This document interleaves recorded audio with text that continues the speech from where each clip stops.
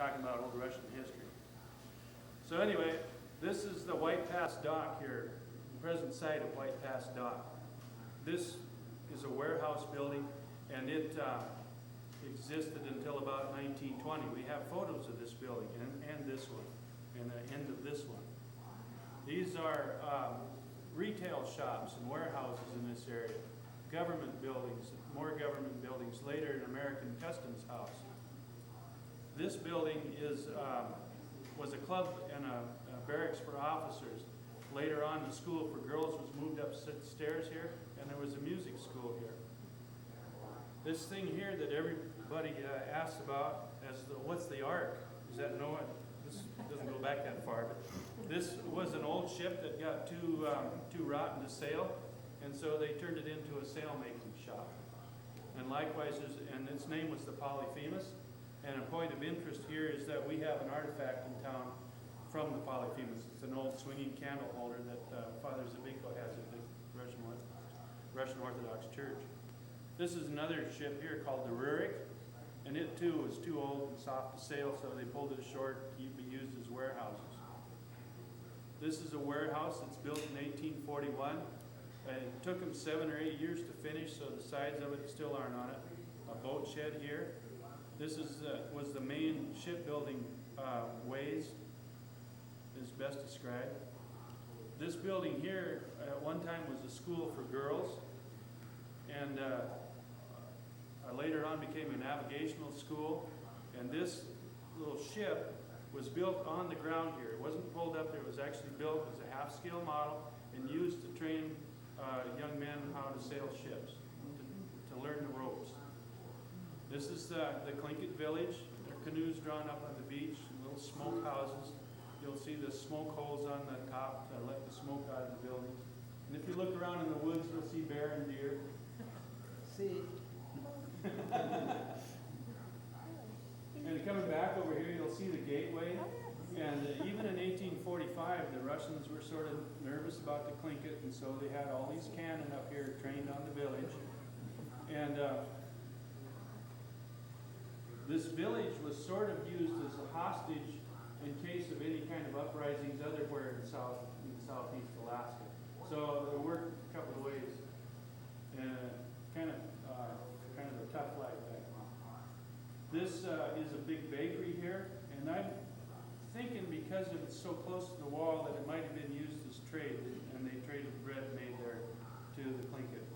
This whole area, this little building here is designated on our map as a native trading area, and this whole area was trading in here.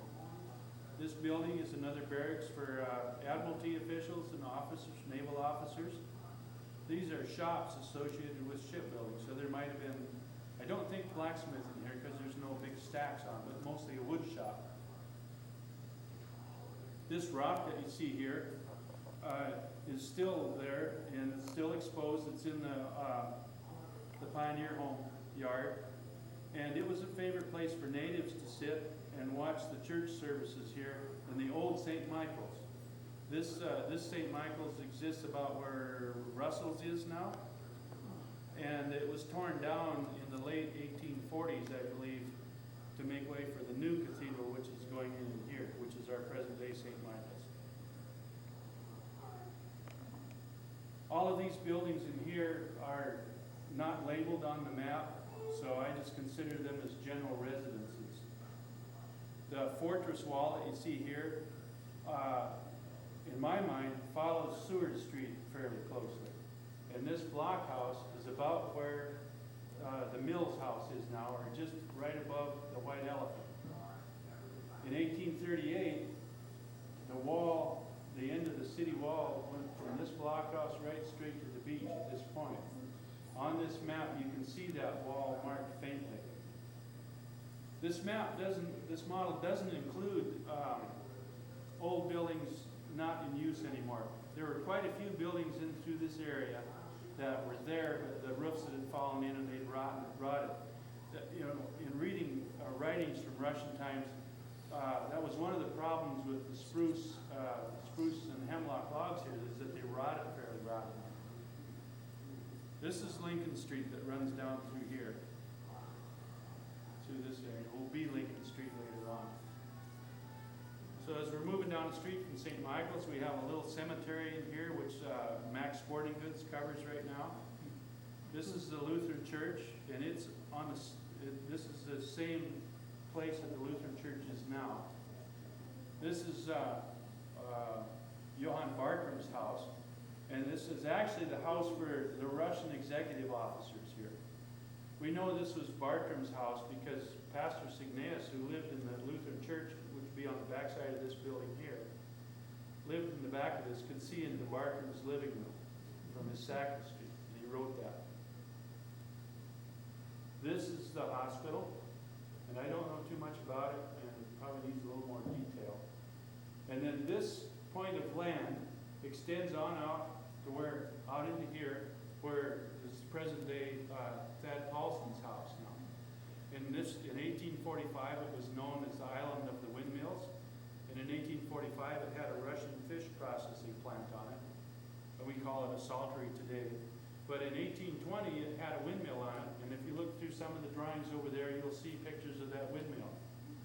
And I used to think that was a fairy tale too, but the more and more I see that there were windmills, they had more than one windmill here. And I don't know what the purpose of the windmill was for. It could have run sawmill equipment, it could have run flour grinding, could have been a water pump, but I doubt it out there. So, all sorts of uses for windmills. By the way, when Edelin was governor here from 40 to 45, he did a lot of building. So this building was built, this warehouse was built, or begun at any rate. As we go over here, the Lutheran Church was built then in his tenure. And then we have this building here, later called the clubhouse, but it was a club for Russian officials. And this building here, later called the double-decker, but was a barracks for employees of the Russian American Company. On the back side here, we have pantries, and they were called pantries. One of them might have been an ice house. This is another warehouse of some sort. This is a bakery here. This is a barn, and it's just a general description on the map as a barn. This is a laundry. This is a flour mill, and you can see a little water mill on the side, the water wheel. And then right in front of it is the flour retail store. This is a tannery. And as we go down the creek, this is a sauna here. I said laundry, right? Yeah. The sauna. And the other building's not labeled, and then a sawmill. And the sawmill is kind of small. Curiously, this little house right here is called the House of the Windmill Keeper. And it, for some reason or other, it was important enough to make, maybe the cartographer who made the map was a friend of this guy or something, I don't know. There was a brickyard over here, unlabeled buildings. This is a rope factory, a rope walk, or a rope spinning mill. It's translated literally, but in the Russian it's a spinning mill, but we're pretty sure it's a rope spinning mill. This was barracks for the Aleuts, and a barn of some sort, and the Russian bishop's house down here. This building, this is going to be a seminary in here. So I just laid stones. It had stone foundation that showed it laid out. They had no wheelbarrows or carts or anything in Russian America at this time. They threw out a walrus hide and threw whatever they were going to pack and got 10 or 12 guys around a walrus hide and picked it up. In the Russian bishop's house, we know that there are stones weighing more than 1,000 pounds in the foundation. So if you get 10 guys around a walrus hide and a 1,000-pound rock, that's only 100 pounds per guy, so you can drag it along or whatever. So, as far as construction, the whole thing is pretty much sheets of blue foam, blue construction foam, used to insulate new construction walls in areas where you can't reach later to insulate those places, or it's used for insulating foundations sometimes. And I have a sheet on the bottom. People who are interested in the type of construction, I made sort of an I-beam open construction there, and then a 1x4 wooden rim joist or frame to give it some kind of strength, and then another sheet of foam on top, and then the terrain is built up with blue foam. And while shopping in a hobby shop in Phoenix, I found this nifty little thing that looks like a coping stop, except you plug it into the wall and the wire gets hot and it just cruises right through that blue foam and you can sculpt with it. And so I use that for making all this nice beach line here. And then I use the commercial thickness of the blue foam, which is 1 inch, and the scale is 16 inches to the foot. So I checked on topography maps, current day ones, because I couldn't find anything that went back past about 36. So I used current day topography maps and picked out key points in town that I thought hadn't been moved. So if a rock is exposed or something, you can look at it and see, well, that's been there and it hasn't been filled over and it hasn't been scraped away. So this point has to be accurate. The church, I thought this Rush St. Michael's would be about in the same place, although I'll find out later there's been some modification there. The top of Castle Hill, up in here where the Russian cemetery is, I use that as heights. If it looks a little flat to you, keep in mind when you ride in an airplane or a helicopter and you're looking down on the terrain, how all the hills and everything seem to flatten out. If you want to get a real good perspective about how it looks, if you bring yourself down to eye level and look at it down at eye level, then you'll get a better feel of the terrain from that. And the size of the buildings will be in a truer perspective for you. Going on with how I made it, the beach is, the big rocks are crushed plaster. The finer stuff is model railroad gravel. And then there's ground up foam all over the place. All the green area is just green latex paint out of a can from local paint purveyors. This is a government place, can't name business. So, and then model railroad foam, real fine foam sprinkled into the wet paint. And it's actually a pretty durable finish because I can actually run a vacuum cleaner and a brush over it and it just cleans up the loose stuff. In the garden area, that's a little more tender, but the general green area is pretty strong. Foam all over the place. The buildings are all made from solid, the major buildings are all made from solid blocks of basswood, and they have sheet basswood roof on them. And then for the rolled iron roofing that they have, I kind of invented a way to take tin foil and emboss it over some plastic material from model railroads that was already had grooves in it for simulated siding. And I just took my pencil and drew through that and made the marks in the tin foil and glued it to the top of the roof, cleaned it off with acetone and then painted it.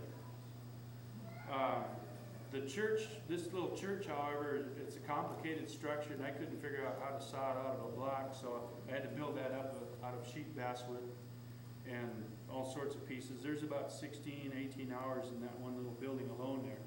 A lot of these other ones, though, like these little houses here, I think all told, I mass produced them, I'd make about 10 or 15 at a time. And they're made with model railroad embossed plastic roofing and basswood.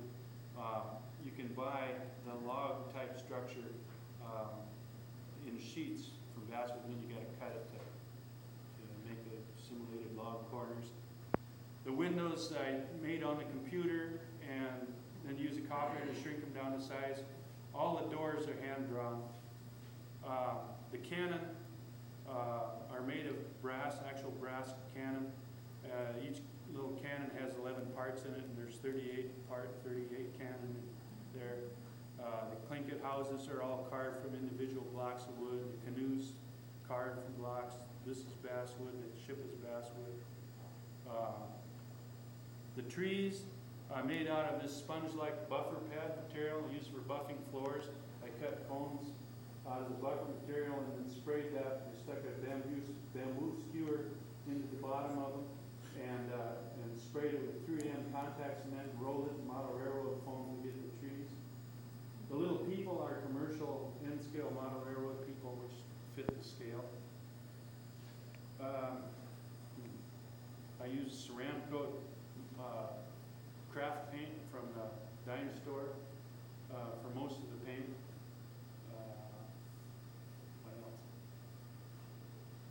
That's all I can think of at the moment, so. Swan Lake if there's wasn't any there then, questions. was it? Yeah, Swan Lake was there, but it doesn't show up on the map. They had a dam built across the river there, which at the time was called Maloshovka River. And they had to build a dam here in order to raise this up, so they didn't have to build a flume for 600 yards. Well, Up yeah, there. well, didn't they say it was man-made? I don't think so. I disagree with the Yeah. fact that it was man-made. I think it was Right. there before. And it might have been increased in size by this dam here. And this area here was called the Basin by the Russians, which just means pool. And so I'm open for questions now. Hey, Bill, you got the Well, where buildings would- over here. Did they keep them separated? Yes, they did. Did they not get along, or? was it- Absolutely not. They were still upset over the battle of 1804. I think it was 1804, wasn't it? Where would the stream from Swan Lake come out? Right here at the sawmill. Oh, right there, oh, there's the sawmill. Yeah. I got it, I got it. And it was tiny in Russian times. I Right, think I read somewhere that the first sawmill equipment came here in Yeah. 1821. That could be water powered. mhm. I must have forgotten the sawmill. What sort of a boat is that? That is an old ship that's had a roof put onto it and was turned into a sail-making shop. Oh. The ship had gotten too rotten, unsafe to sail out on the open ocean. And so they just pulled it up on the ground, and any deck that was above water was safe to use. And it's a 90-foot long building. It's 90 by 20 foot, so that's a lot of storage space for. How long was that there? I bet it's still there.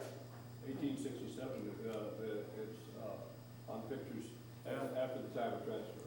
But that's what I'm saying, that I think it's still there, because I think they just filled right over the top of its old bones. Oh,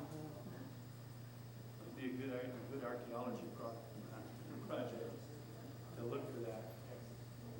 Some of these buildings here were involved in an archaeological study just a couple of years ago. I'm pretty much sold on the fact that this was an armorer's shack, and possibly, what am I trying to say?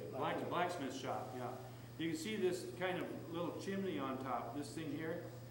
All of these buildings with that kind of chimney on top either were a blacksmith shop or a kitchen. They had a big furnace of some kind in it, big hearth in there.